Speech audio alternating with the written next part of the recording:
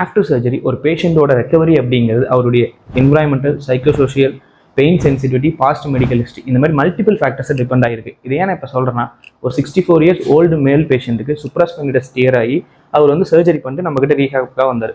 நான் இப்போ ஒரு 4 to 6 வீக்ஸாக ரீஹேப் கொடுத்துட்டு இருக்கேன். அவர் டாக்டரை ஒரு 4 வீக்ஸ் கழிச்சு ரீவிசிட் பண்ண போயிருக்காரு. அப்போ அவர் வந்து ரேஞ்ச் ஆஃப் மோஷனை செக் பண்ணியிருக்காரு.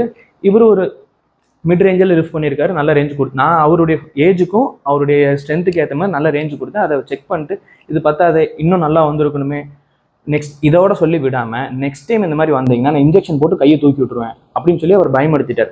அவர் அப்படியே அதே ஃபியர் ஃபேக்டரோட இங்கே வந்து டாக்டர் இந்த மாதிரி சொன்னார், இன்னும் ரேஞ்ச் வேணும். ஆல்ரெடி அவர் ரொம்ப பெயின் சென்சிட்டிவான பர்சன், அது இல்லாமல் கொஞ்சம் எமோஷனலி ஸ்ட்ரெஸ்டு.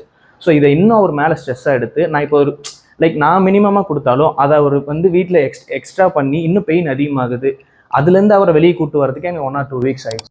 இதை ஏன் நான் சொல்கிறேன்னா, இந்த மாதிரி டாக்டர் சொல்கிறனால ரியலாகவே அவருடைய ரெக்கவரி டிலே ஆகுது. அவர் இன்னும் வந்து அவர் வீக்காக நினச்சிக்கிறாரு. அவருடைய பெயின் மேனேஜ்மெண்ட்டை இன்னும் நான் பெட்டர் பண்ணுறதுக்கு எங்களுக்கு கஷ்டமாக இருக்குது. நான் எல்லா சர்ஜன்ஸையும் சொல்ல, ஃபியூ ஆஃப் தம் சொல்கிறேன். அதேமாதிரி பேஷண்ட்ஸும் எல்லா பேஷண்ட்ஸும் அது மாதிரி பெருசாக எடுத்துக்கிறதுல 1-2 பேர் தான் இந்த மாதிரி ரொம்ப பெருசாக எடுத்துக்கிறாங்க.